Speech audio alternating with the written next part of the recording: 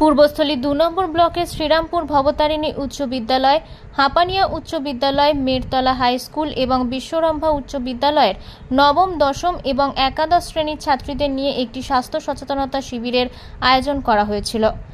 Financial inclusion trust এবং স্বাস্থ্য দপ্তরের যৌথ উদ্যোগে এই শিবির আয়োজিত হয়। অনুষ্ঠানে উপস্থিত ছিলেন ডক্টর শুভজিৎ মণ্ডল, ডক্টর সঞ্জয় কুমার পাল, সংস্থার এরিয়া ও অর্ডিনেটর প্রশান্ত বর্মন এবং স্বাস্থ্য সহায়িকাগণ।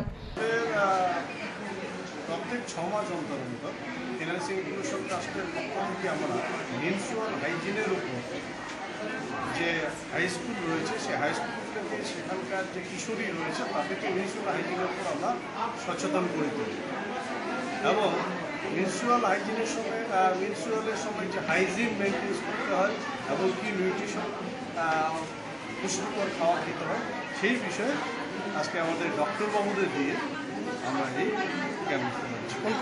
মূলত মেয়েদের মাসিক সংক্রান্ত বিষয় নিয়ে এই স্বাস্থ্য শিবিরে আলোচনা করা হয়।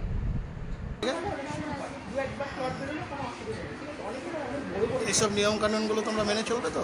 যেমন তোমার নাম, কোন ক্লাসে পড়ো? পূর্বস্থলী থেকে অলোক দাসের রিপোর্ট, আনন্দ বার্তা।